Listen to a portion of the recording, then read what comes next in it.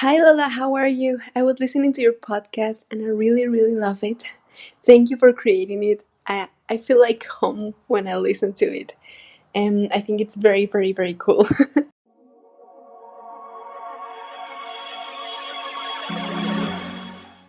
Hola y bienvenidos al Winx Forever Podcast con la creadora, anfitriona y fan de toda la vida, Lola Valentine. Ella te invita a profundizar en el mágico universo de las hadas de Winx Club. Así que, sin importar si eres un fan desde 2004 o si vagamente recuerdas el show de tu niñez, o incluso si estás apenas siendo introducido por la primera vez, bienvenido. Este es el Winx Forever Podcast.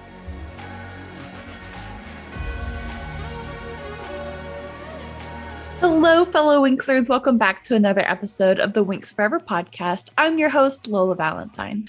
I have so much in store for you guys as we begin kind of this last half of season 2 of the podcast. I didn't think that this really was going to be a season driven by guests, but I'm also not complaining because the amount of guests that I've had and just their sheer brilliance has just been amazing. And I've loved getting to hear their stories and letting you guys hear their stories. It's just been so fun. So thank you for joining me on this journey. I also wanted to give you guys a quick shout out for getting the Winx Forever Podcast Instagram to 1,000 followers over the weekend. Your support means so much, and I quite literally couldn't do this show without it. So just from the bottom of my heart, thank you guys for believing in the Winx Forever podcast. So if you're not aware, I have a voicemail box set up over at speakpipe.com/Winx Forever Podcast, where you can leave me a 30-second to 1-minute voicemail.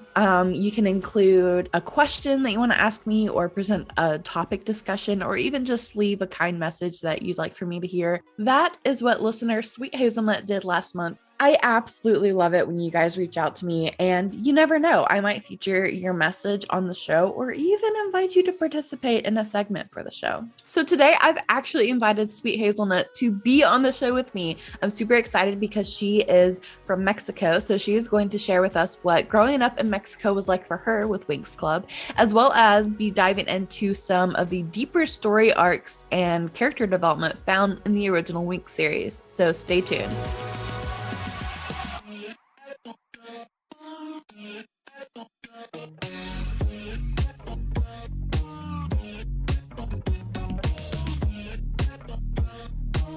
So joining me today on my podcast is my new friend, SweetHazelnut. Sweet, thanks so much for being on the show today. Thank you for inviting me. I'm very, very excited. very, very excited. So you actually found my podcast because you follow Fairy Magic Stella. Yeah. That is so cool. I love how Winx Club and just this podcast has been able to connect me to so many different friends across the world. So thank you so much for reaching out to me, and just I'm so excited to hear about kind of your history with Winx Club and how you got into the show and how it's kind of impacted your life since growing up with it in Mexico. So let's start with, do you remember the first time that you ever saw Winx Club and what kind of attracted you to this fairy show? Yes, it is a very, very interesting story. My cousin is not from Mexico City. He's from Querétaro. And one day he came to my house on vacation and he was like, oh my God, I got this show. I love it. I am watching it. Can I watch it on your TV? And I was like, oh, okay, I don't care. And he started watching it and I was like right there. I don't know. I remember it was an episode where the dragon flame just like rounded bloom. And I was like, yes. Oh my God, what's that? So different from other cartoons. And I started asking him like, what is this show about? And he started like, because he was a great fan too. He was like, oh my God, like are these fairies and they are friends and they had like her boyfriends and stuff. And I was like, I don't know. It was like very, very exciting. And when he went back to his home, I continued watching it. And I was like, oh my God, this is the best show ever.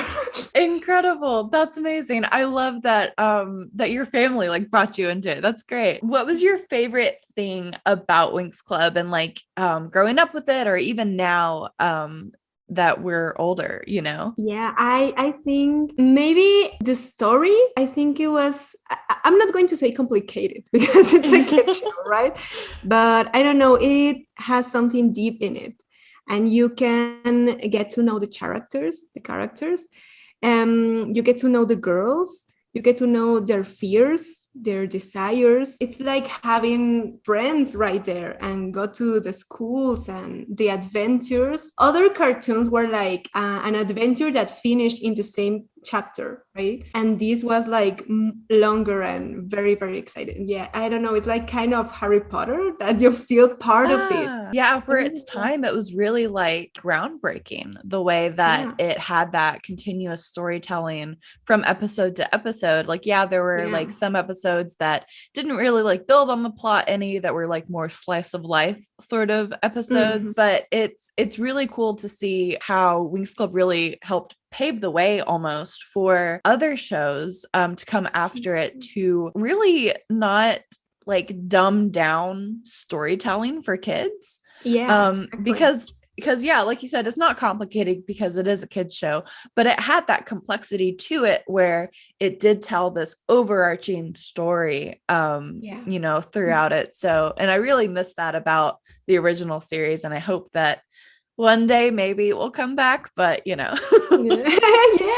yeah, because that was a great part of the show, the way the plot was written. I think it was very, very beautiful, and in my own experience, it was one of my first things with fantasy on it, because my family, like my cousin showed the Winx Club to me, right? But our family were from a very conservative religious thing, so we had like Harry Potter band and stuff like that. Oh man. And even Winx Club, my cousin, as I told you, he was a great fan, but he my aunt like banned Winx Club from his house. Like it was like and I think the first approximation, I don't know how to say it in English, sorry, that I had with fantasy, with magic. And it was so amazing because also the animation was very beautiful. I know that a lot of people make fun of it. But I think it was beautiful, like the little sparks and stuff and shiny things and the wings. I don't know. It was very, very beautiful. So, okay. So Winx Club was kind of like taboo because it was like magic and fairies and like that's a no-no. Yeah, exactly. With religious homes. I grew up pretty religious as well, like in a semi-conservative home. But it was really weird, the types of things that we were allowed to watch. Like we weren't banned from watching Harry Potter, but like we were just never like huge into Harry Potter. We were more like, we watched like Lord of the Rings and Narnia and stuff like that. Oh, okay. But Winx Club, I remember it being a show that like I would think that my parents would have had a problem with, but for some reason they didn't. I don't know. It was very funny, the things that they didn't like, you know, have a problem with. So I actually, like completely understand and totally relate. Like that's so funny. So I guess you you probably didn't grow up with Winx merch, or maybe like when you got older, like was there Winx Club merchandise like where you lived? I think it was a really, it's a complicated thing. I know we have similar stories with this because here in America, like including like Mexican stuff, we didn't have a lot of merch. It was like being a treasure seeker, like so because they didn't even advertise it. Like in Mexico, like they don't have like TV ads or something about it. When I was like younger, as I told you, my family in a big way, they have a problem with fantasy things, right? And when I was little, my father specifically, he didn't want me to like too much this show. Like Right. he thought that if I like it too much, this show was becoming my idol, and that was a bad thing, right? Yeah. So in the first years, he didn't approve it. But when I don't know, when he says like, I can't do anything, I can't do anything. He was like, okay, yeah. So in Christmas, I remember I got my first Winx doll. It was like a Flora doll. Yeah, and I was very, very excited. But I had a problem that my sister, she was a doll destroyer. Oh no. Yeah. Oh no. She's 5 years younger than me. So yeah, she was the kind of girl that, I don't know, like cut dolls hair and yeah. Oh no. Yeah. So that Flora doll doesn't exist anymore. It's not. Oh my gosh, that is pitiful.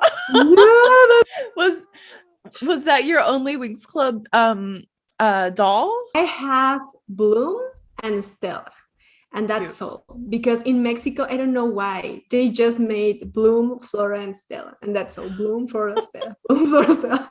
I don't That's know all why. you would see on shelves, and is crazy. I don't know why. Like, yeah, they wouldn't have Tecna or Musa, or in later seasons like Aisha. Yeah, I was going to tell you this. We have Layla in our vocabulary, and I feel in home with you. Yes, absolutely. I mean, it's funny because a lot of dubs called her Layla. And it was only the original Italian that called her Aisha. And so I'm like, it wasn't until, the Nickelodeon reboot, dub, whatever, that they started like calling her as canon Aisha. So I just, as a principal, call her Aisha now. But yeah, I love the name Layla, and like it's what I grew up with, obviously. So yeah, super sweet. I love it too. Yeah, I love it because when people started calling her Aisha, I was like, what? What's going on?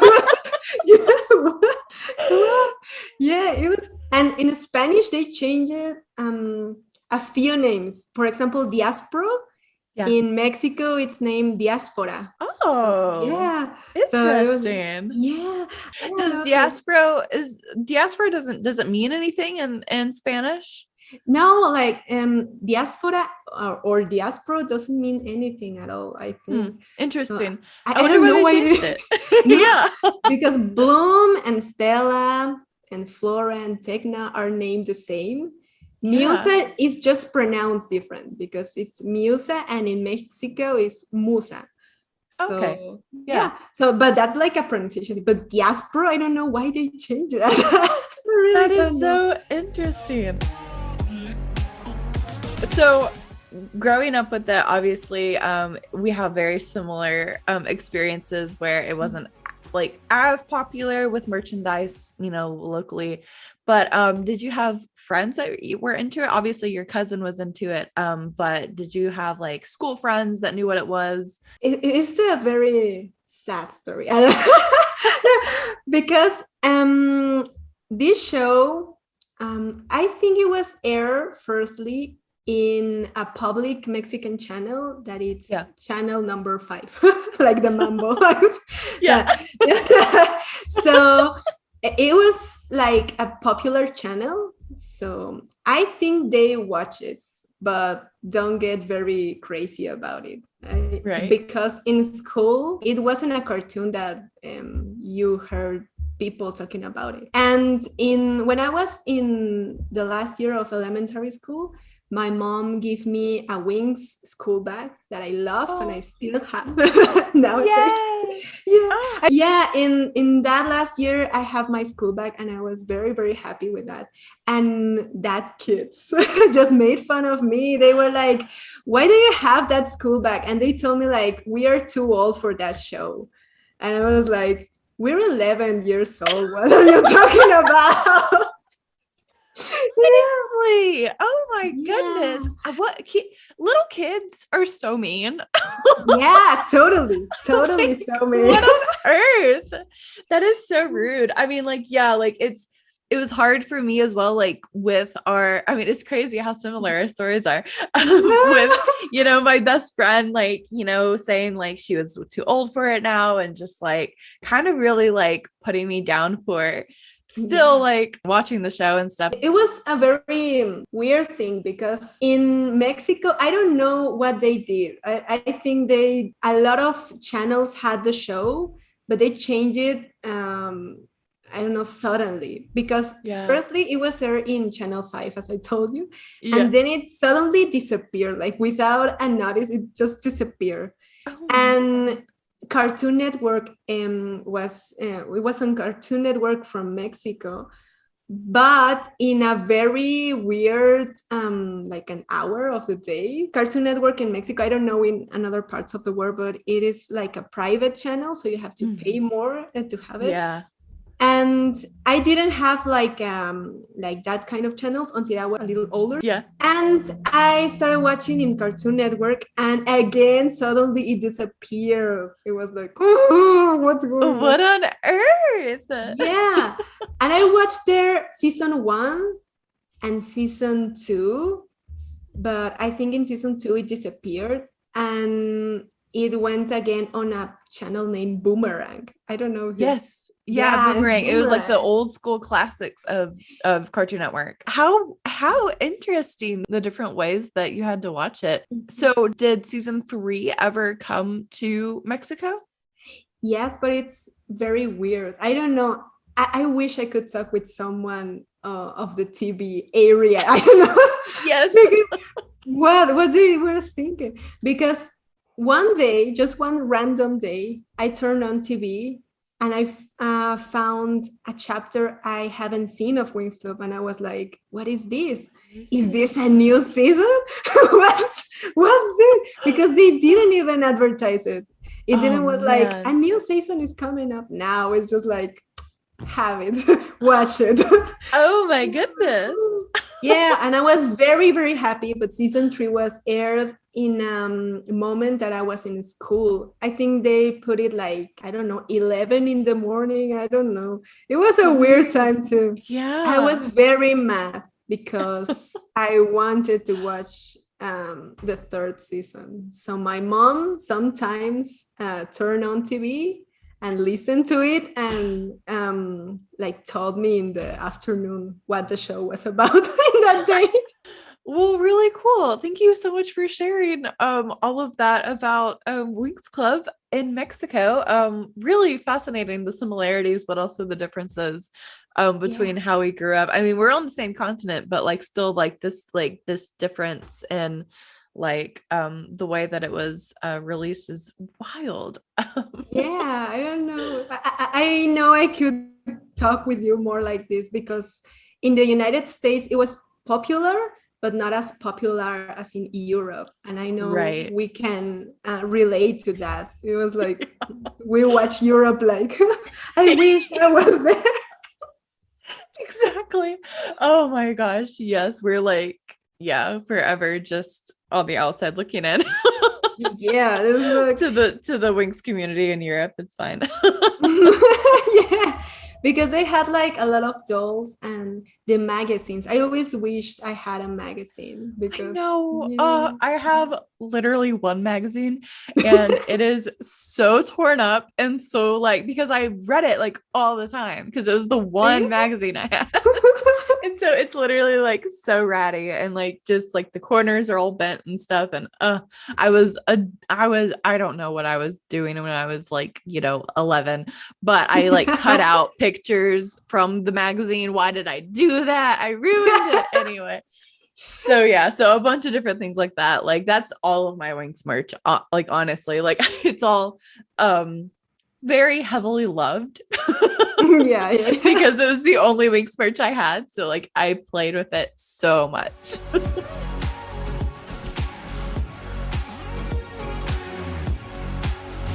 My time to tell something that I was really mad about. Yes. That In the Winx Club years where it was more popular, like the first 3 seasons, everybody just like was like, this show is weird, no? But when Fate came out, suddenly everybody was a fan. I was like, I hate you. You bullied me for this, and then you suddenly are a Winx Club fan. I hate everybody. Oh my God. It's so funny. It is so funny because I have a lot of people that have found my podcast because of Fate. And I get to then introduce them to the whole rest of the world of Winx Club, you know? So yeah, it's so funny because like all these people that like are coming out of the woodworks of like, you know, maybe they vaguely remember Winx Club, like, you know, from their childhood, and they're like, oh my God, like I loved the show. I'm like, but did you really? Like, you know, did you know they have 3 full, like, you know, full movies and like 8 seasons and like, you know, all these things like live shows and like start quizzing them. Yeah. Like, I don't know. We started becoming monsters. I don't know. Yeah, because that was the thing that people on Twitter, I remember here in Mexico, it became a trending topic in Mexico when Fate came out in Netflix. And everybody was like, oh, this show, like, don't ruin my childhood and stuff. And I was like, shut up, you don't have the right to an opinion on that. And I was like, and it wasn't a childhood thing. I remember in Mexico, it wasn't so relevant to tell that it was our community childhood. Right. I was like, what are you talking about? It's like, what are you talking about? Your childhood, my childhood. Step off, get out of here. Who are you? Exactly. And I was like, I was mad in the shadows. Like, I was like, What did you think about Fate, the Winx Saga, once you watched it? I remember the first time I saw that it came in a Netflix adaptation. It was on Tumblr a long time ago. And I was like, oh my God, this is the best thing ever. So I always had this feeling of excitement all the time. And when the first trailer came out, I thought, because of the long list of disappointments with this with this cartoon, that it was a lie or that it was never going to happen. Yeah. But when the first trailer came out, I was very, very, very happy. And I thought everybody was happy with me. But when I saw the fandom were mad, I was like, wait, what? Everybody is mad? I thought everybody was excited like me. Yes. Yeah. So I think I really love it. I think it has little details that I didn't like, but they are too little. Very, very little. I love the general of it. I think it was a very good production. I'm very excited for season 2. Yes. Really, really excited. Me too. It's like very, I don't know, unreal. It is like, is this happening? Am I dreaming? It was very, very, and I think it was like coming back in time, because now they did advertise it. They actually advertise it. Yeah. So I had the time to make a little marathon of Winx Club before and make all these rituals before. Yes. It was very, very fun. Very fun. What about you? What do you think when... I was definitely like stoked when I heard that like Netflix was picking up this live adaptation, and I was mostly excited that like they started advertising it, like, you know, like they're actually looking at like ways to market Winx Club, even if it is, you know, Fate the Winx Saga. Like, I, as a marketer, my heart is so happy, because I feel like this is the best like marketing and overall like strategic like marketing strategy like that they've done for Winx Club in a long time. So I am like, I love it. I recognize the like issues presented with, you know, it, like the whitewashing of Flora and all that, but now we're getting Flora, and that's super exciting. And so, like, just, I mean, there are certain things like, yeah, you can like nitpick it all day, but like at the end of the day, like it just makes me so happy that like Winx Club is like getting the recognition that I always knew it deserved. Yeah. In a way. Exactly. And so like it makes me really happy that it is on this big national stage, not national, like worldwide stage. Like Winx Club has always been a worldwide franchise, but like for it to have a powerhouse of Netflix behind it is like amazing. Totally. So I really love it. It was really surreal, like listening to like the actors on the show like say the names of these characters that I've been following for years, and I'm like, you literally just said that, like, you know what I mean? Like when, oh my god, like the last episode excuse me, I'm getting too excited. The last episode the last episode where the old lady that we don't like, Rosalind. Rosalind. Yeah. She when she was like the dragon flame, I lost my mind. I was like, she just said the dragon flame, and I was like, oh my god, what? It was amazing. It was perfect. It was I couldn't think why people were mad after it because it was incredible. I think you are very right. You're very right about the thing that it was very cool that, for example, here I saw like Mexico trending topics, and I saw Winx Club, and I was like, oh my god. And as you said, people telling these characters' names, like saying Bloom. It was like, it's like, it was like, oh my god. It was, I don't know, it was amazing.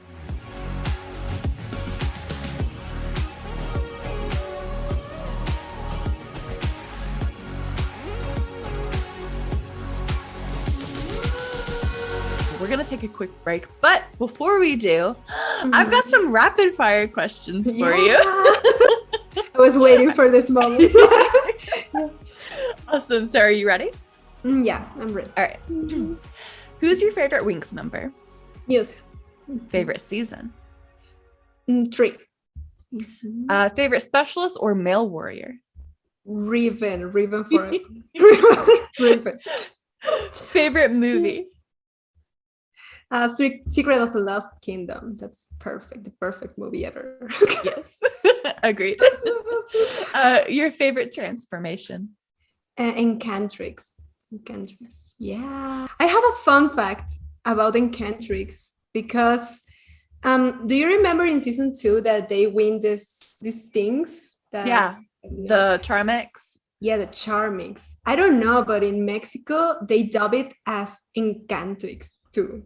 And it was a little confusing, because in the I am rewatching seasons in order, and I just finished season 2, and I was like, that was very confusing as a child because they have Enchantix. Yeah, they didn't. Yeah, they have Enchantrix in season 3, but in season 2, the Charmix were named Encantrix too, and I was like, oh. So they had it like twice or what? That is so funny. Oh, I didn't ever know that. Yeah, it was weird. I was like, oh. And all my life I thought that both things were named Encantrix until I found out, no, the other thing is Charmix. And I was like, oh. Wow. All right. Thank you for that fun fact. Favorite romantic relationship? Riven and Muse. I'm sorry, everybody. I'm sorry. She's in it for the drama. Yeah. Totally. And then favorite villain? Valtor. Totally Valtor. Valtor is great. In the 4Kids dub, they named him Baltor with a B instead of a V. Okay. Yeah. Oh. It was very weird. I was like, that was like so close to the original. Why did you not just keep the original? Yeah. It's kind of like Diaspora in the Spanish version. Yes. It is weird decisions. What on earth? Awesome. Well, we're going to take a short break, and when we come back, we're going to dive even deeper into the character development and story arcs found in the original Winx series. So stay tuned.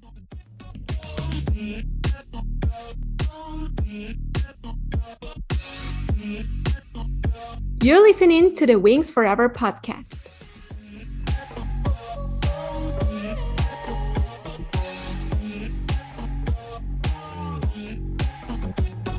Si estás disfrutando del Winx Forever podcast, recuerda seguirnos en redes sociales en cualquiera de tus plataformas de streaming favoritas para ser notificado de nuevos episodios.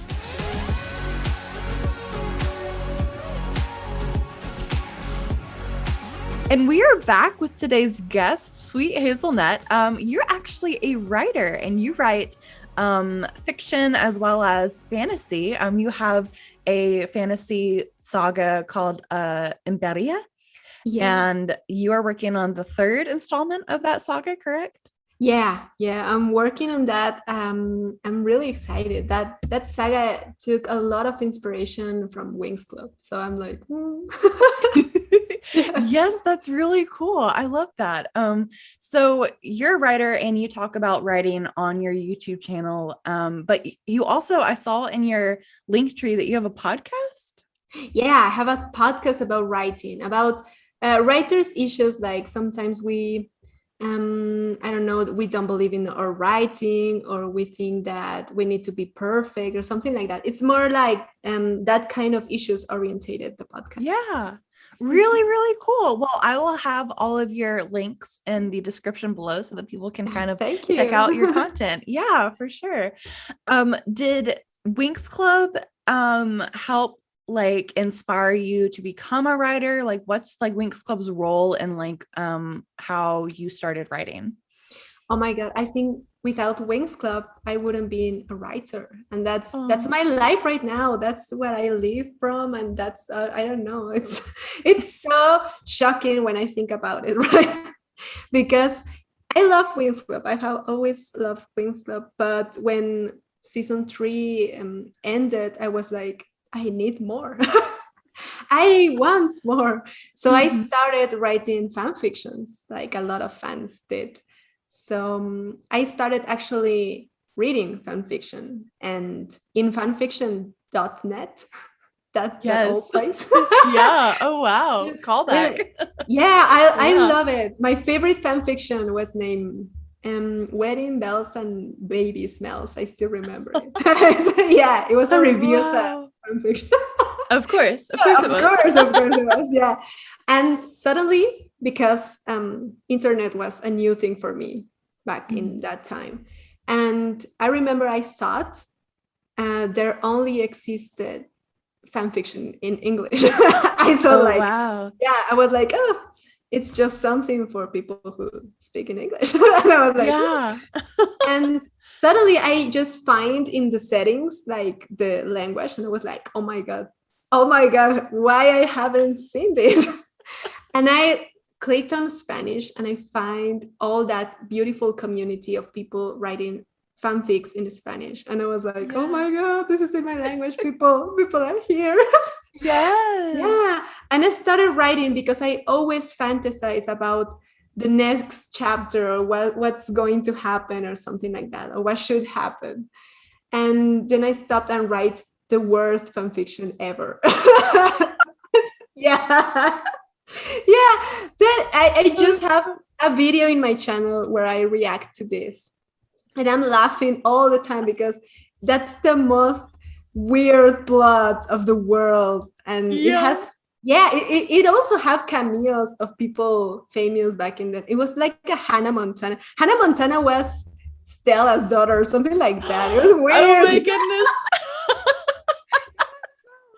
So weird, but I love it. I really love it, and I write every single day for that fan fiction, and I really love it. And then I become a very fan of Harry Potter when my parents actually let me watch it. Yeah, I became a very, very big fan of Harry Potter, and I actually wrote a fanfic about Winx Club and Harry Potter, like in that mix. That's awesome. Yeah, like Riven work for Voldemort and stuff like that. It was, No.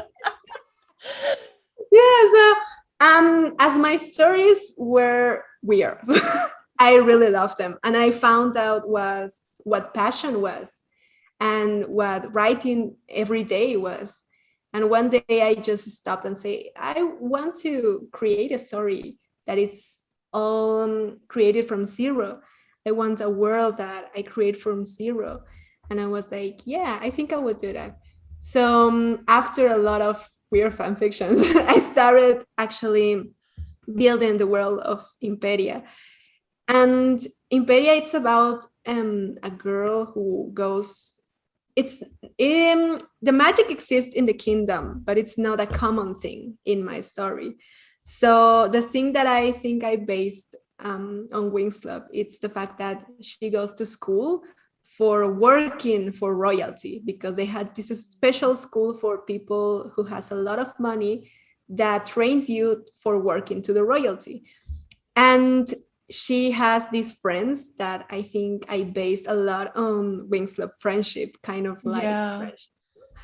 And I don't know, after that, I think I find the love for creating stories, and I continue with different books. But always, I actually am writing a Winx Club fanfiction right now with my new abilities, with my new skills. Oh, wow. Yeah. That's exciting. Yeah, but it's in private because I want to finish it, and because it's very special for me. It's like coming back in time, like to build a good plot, actually. Now that you, yeah, actually, but totally Winx Club just learned me that the passion of writing. And as I said, without Winx Club, I wouldn't be a writer, and that's amazing. That's great. Yeah. I love that so much. That's so incredible. It's so funny to look back and see the things that we are passionate about then have led us to become and achieve the things that we have now. And it's just truly magical. It really is. Yeah, it's magical. It's magical. As a writer, I would love to get your thoughts on some of the writing elements of the original Winx Club series, and even some in Fate the Winx Saga. Oh my god. So, I'm very excited. So in your opinion, who in the series had the best character development, or your favorite character development? I think I this is the moment I've been waiting for. Yeah, I think Winx Club, in talking about writing, the way the plot was designed is very, very interesting, because I don't know what happened. I would love to ask what happened then. Yes. Because I think a lot of characters had so much potential. The first, specifically the first 3 seasons. Season 4 is amazing. I love season 4, but specifically the first 3 seasons had very, very clear character development things. I don't know. Yeah. Bloom was like the main character, but was a character that was not so perfect. She had flaws. She made mistakes. She had fear. I don't know. And the problem with her was on other seasons, we're like, she's so perfect. Yeah. Let's continue. Yeah. So I think everybody had a good character development. My favorite one was with Riven, because I really love Riven. I think he is a very deep character that they decided to ruin. But I think it has so much potential, because, as I tell you, I am rewatching the first seasons, and I saw it and I was like, this is very complex. Right now, we sadly don't see so much kids shows with that kind of deep in the plot. Yeah, because I saw and I was like, Riven was a bad person, an ugly person. Not a good person. Not a good person. But that was very interesting in how they build that, because everybody in the club, in the Winx Club and in the Specialist, are good persons. Everybody. So he's not, and that's very interesting in the story. That's like he's the one who's not, and he's the one who is immature. because he treats people badly because he has insecurities. And we have very clear that in the first seasons with with his thoughts like Sky shouldn't be the best and stuff, right? Yeah. And I think that was a good character development because we see this Riven in first season who was very insecure, who want to belongs but at the same time don't, and things in there's the episode of when Darcy saves him in the race in the Day of the Rose. I don't know if that's the name in English. Yes.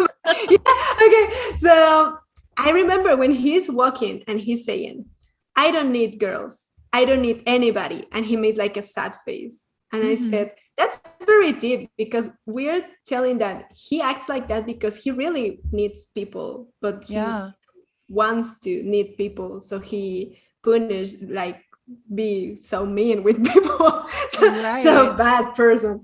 And in season 2 and then back in season 1 when Darcy like made that to him, he's like very ashamed, like when he came back to Althea with everybody, he is actually ashamed. She's like, oh my god, oh my god.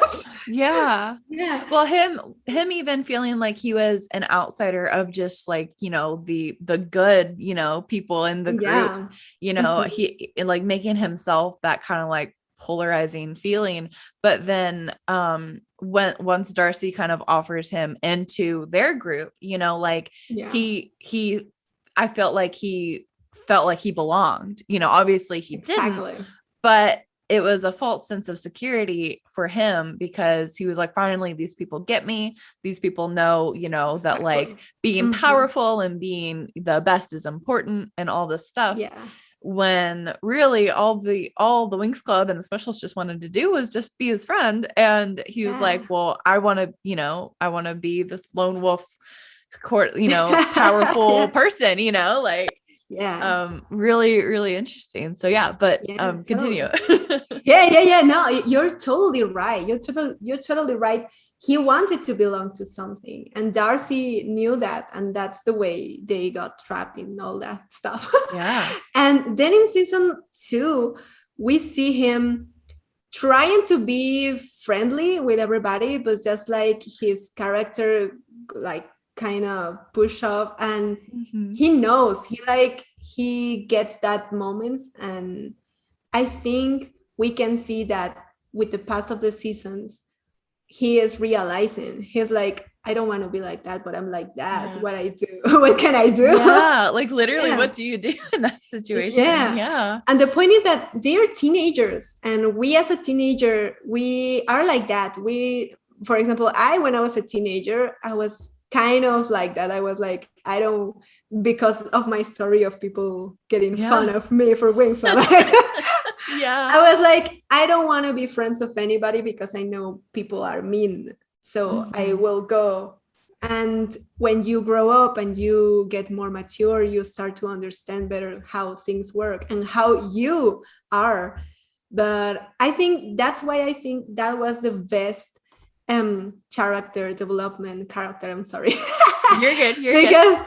Because he was very real. And with the pass of the season, in season 3, he's like almost realized everything. He's like almost, okay, I talk bad to Musa and I understand that she gets mad. So I try to apologize or do better where it's not the best way. But he tries because he's realizing. And I don't know, I think that's the best character development, in my opinion, in the first 3 seasons. And as I said, and then they just forget about everything. Because we had this great, like, and we'll talk about like story arc in a minute, but we had this great like building up until Secret of Lost Kingdom, and it was such a good like bow to the story, like a bow on a gift, like just wrapped it up so well. And and then we get, you know, all the inconsistencies that come with magical adventure and all these other things, and you're just like, what happened? What happened? Well, yeah, exactly. And why do they decide to do this, right? Because Yeah. Like, oh my gosh, yeah, so many questions. But my favorite character development in the original first 3 seasons is actually Tecna. She's a good one that I feel like gets overlooked sometimes because it may not be as apparent to people, I guess, because it's Tecna, like Tecna, she's like super brainy and like, all the stuff. But really in the first like season, she's honestly like truly robotic. Like she, doesn't really express her emotions. She has a lot of trouble expressing her emotions because of the realm she comes from, how she grew up and stuff like that. And then you can kind of begin to see her progression into like letting her walls down and like understanding how to be a friend to the Winx Club, and then how to be a girlfriend to Timmy in season 2, and then all the way up until season 3, where she literally sacrificed herself for her friend's realm, not even her own realm, like for her friend's realm. So it's very I don't know, it's just a very sweet I guess like journey that you go on with her, that she's discovering all these new emotions and things. Like, I mean, she came to Althea to learn about magic, but truly she learned about so much more, and I think that's so special. Yeah, that's great. And you had a really good point with Tecna. And I think Tecna, personally, I think as you said, I ignore her back then when I was a child. I was like, oh, like she's the nerd, right? Yeah, right. Yeah. She got the plans. But right now that you analyze it as an adult, it's true. Everything that you said, it's true. It's like, oh my God, that should be so difficult to come from a very logical and structured world and then to open to that kind of friendship and relationships. Yeah, that's great. Yeah, I agree with you. Yeah. Which season had the best and maybe least best story arc in your opinion? Oh my God. I think the best. I will start with the best. Let's start with the positive. Yeah. I think season 3, this is very cliche, but season 3, I think it was very well written because from the first chapter, we see like hard stuff going on, like what happens in the Princess Ball. Like that was very difficult to Stella, and that was a very crucial point of her character development, of her coming out of that all that physical and vanity. I don't know. That was amazing. All the season is full of amazing things that just made the fairies grow and even the boys grow, because I think we see a little bit more of the boys participating, like because back in then we saw them but not so much, and then we even have like their conversations in Red Fontaine and stuff. That's great. I think the best was season 3, but I personally love, for example, season 2 and season 4. I think it was very interesting. And the worst and the worst the worst the worst for me, I think it was season 5. Season 5. Interesting. But it's not because it has a bad story, but I think it was the season where they decided to go for trying to catch kids' attention again. I think totally, because I think, and I love Barbie movies, but I think it felt more like a little Barbie orientated. Like they had a lesson. They had a lesson, and the things were to go with that lesson.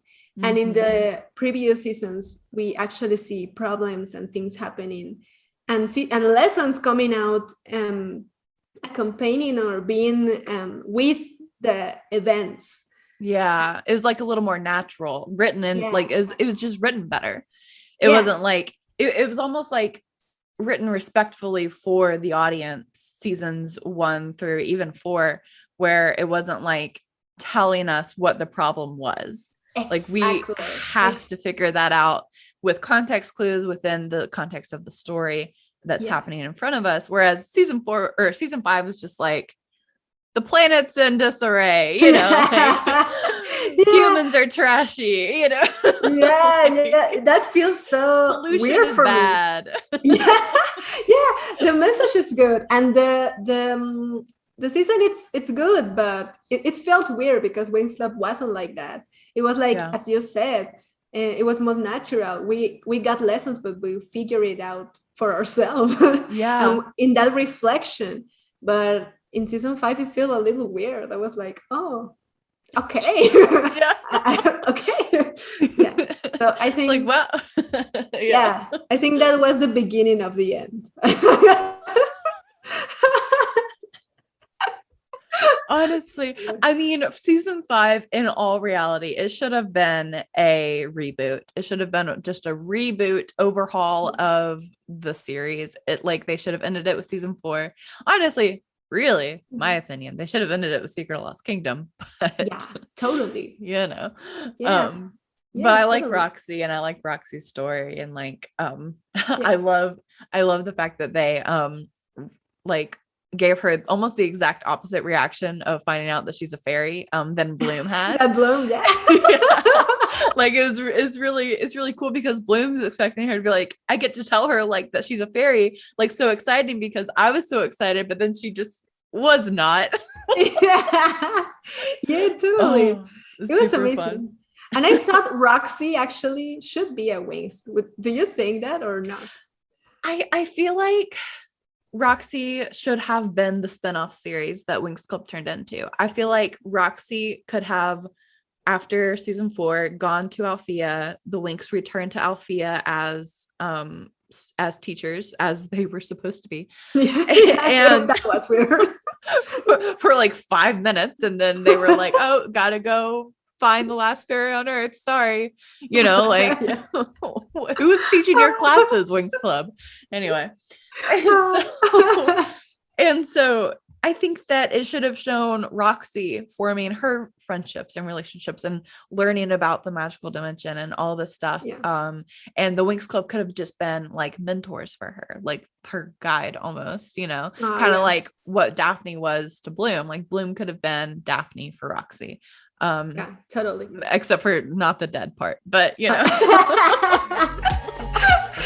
Totally.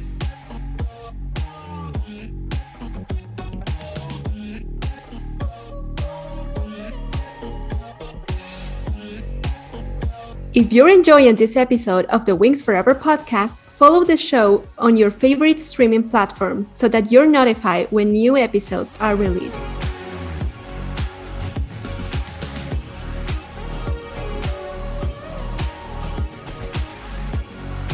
So we mentioned Fate the Winx Saga, obviously. What is your opinion on just the overall writing and the show in general? I think it was very good, except for one thing, and I will go with this because I think everything was very good written. The fairies just kept their way to be, except for Layla. Yes. Who's, I don't know why they went with the opposite. Layla was so rebel and so free, and she still had fears, but she was so brave and so like a rebel. And then this Layla is like, I don't know, like a Hermione, like I'm going to literally. Literally. I don't know. She lost so much of her edge. Like she doesn't have any of it. Like it's not there at all. It might be because they did change her backstory so much, because Layla's in the original obviously was a lot to do with her royal upbringing and having to, you know, perform a lot as a child, just being the, you know, figurehead princess of Andros. It was tides and it was tides in 4 kids, which is so funny. So I had to make sure I was saying the right, the right thing. So her being, that princess and then being forced to kind of act more mature than I guess she, wanted to be as a kid, led her to be a little more free, a little more rebellious, in the series, and a little more headstrong and outspoken. And I love that about Layla. Totally. Like she was such a fun character that I feel like gave a lot of little girls and boys like a voice and like they could, look up to a character like that. Totally. Because so the fact that they removed that from the character, maybe the reason that she just completely did like a 180 and like is completely different. Maybe that's why. Maybe that's why.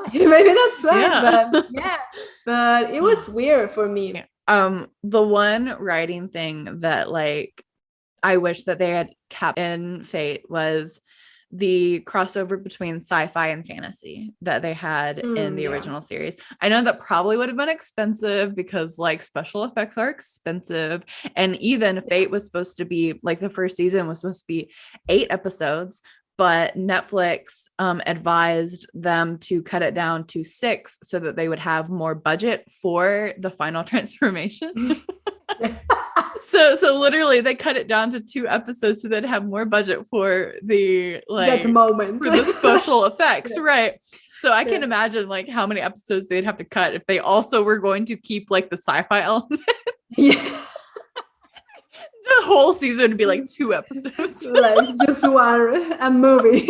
Yeah, exactly. Yeah, totally. Yeah. So you're a Riven Musa stan. What did you think about them not being a couple in Fate? Oh my god, I am part of the smallest group on earth who wants them to be a couple, that wants to get rid of Sam. Sam is so sweet. I know his personality is literal cardboard, but like he's so sweet to her. He's so sweet, and in the show I was like, Sam, you're so sweet. I'm so sorry. I have to erase you from this story. Did you absolutely die when they did give us that like Revusa like moment with like her outside and him? Totally die. I am very active in Tumblr. And people in Tumblr made a lot of content from that scene. Just that it's scene. So little. It's scene. So little. Yeah, and they made like theories and gifs and fan art and stuff. And I posted on my Tumblr. I think that is my most liked post. Like it was like 15. Just I'm not that popular, but I was very excited because I wrote, I love the reviews as fans. We made a lot of content just in one scene that I don't think it was so little. It was so short. Yeah. Like what could we do if they made interact them more? We'll lose our minds. You'll absolutely lose your minds. That's incredible. Yeah, totally.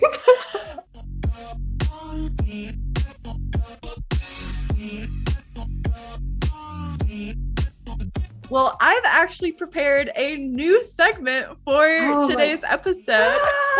I'm so nervous. Yeah. So I'm going to do something I've never done before on the show. We're going to play a game, and we're going to play Guess the Winx character. So I've provided you a list of 71 relevant or not so relevant characters in the series. And then also a link to a randomizer that will select a character for us. I'm going to say go and start a timer, and we are going to take turns going back and forth describing the characters that are generated on the list to see how many characters each of us can guess before the time runs out in 2 minutes. Okay. All right, here we go. Okay. All right, we're trying to get as many right as we can. And there's 71. So I don't know if we'll get all 71 in 2 minutes. Are we ready? I am ready. And I'll start and go. Okay. She turns into a pumpkin in season 1. Mirta. Yes. Yeah, perfect. Okay, and he is one of the villains of season 4. Oh my gosh, oh my gosh, oh my gosh. It has brown hair. Oh, pass. Okay, it was Anna again.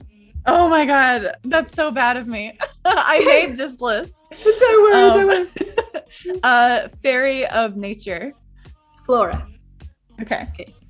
This is one of the favorites of season 4. You actually said her name. Nebula? Oh no, I'm sorry. No, it's another, but it's very close to her. Oh my god. Diana? No. Morgana? Yeah, Morgana. Okay. Yeah. Perfect. Fairy of the Shining Sun and Moon. Stella. Yes.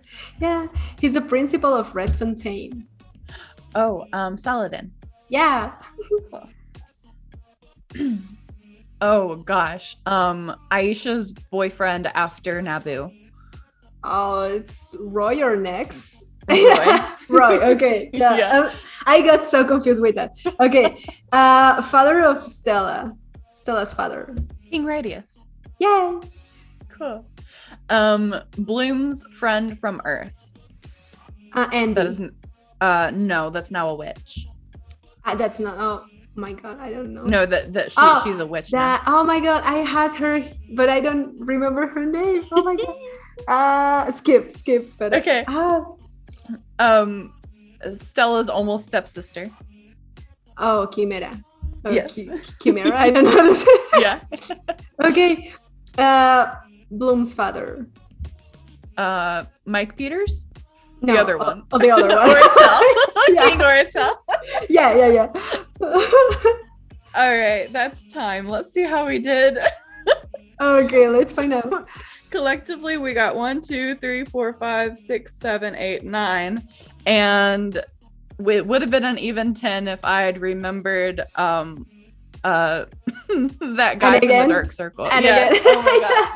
Don't worry. Oh my gosh. In season 4, we have too much characters. I There's get confused too many characters. Yeah. All of the Earth fairies, all of the Black Circle. What is happening? They added too much. Don't worry. It's okay. I just have my list of people I would skip with almost everybody in season 4. I was like, I don't remember. Incredible. Oh my gosh. Well, that was super fun. Thanks so much for humoring me and playing. That was very, very fun. I was really nervous. I was like, yeah. I'll have to update the sheet and make it available to people to play with other people. So that will be fun. Yeah, that will be very, very fun. Play these people. It's very, very fun. Awesome. Well, Sweet, thank you so much for joining me today. It's been such a pleasure getting to know you more and your Winxer history and talking about our favorite fairy show. So share with us where people can find you and your content on the internet. Okay, perfect. You can find me on Instagram by SweetHaz95 or SweetHazelnut. And I have a YouTube channel about writing. It's in Spanish, but I'll be adding English subs. So you can find out by SweetHazelnut. And I think that's all. Awesome. And in Wattpad with SweetHazelnut too. Yeah. Awesome. Great. And be sure to check out some of her books online as well. I believe you said they're on Amazon. Yeah, they're on Amazon. Okay, awesome. Cool. Well, thanks again so much for joining me today, and we'll see you guys next time.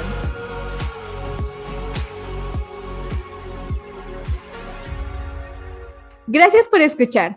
Si tú disfrutaste este episodio del Winx Forever Podcast, no olvides seguir y suscribirte en tu plataforma de streaming preferida para que seas notificado de los nuevos episodios. Únete a la conversación cuando sigas Winx Forever Podcast en las redes sociales. El tema del Winx Forever Podcast es la canción She Makes Magic por Big Wild.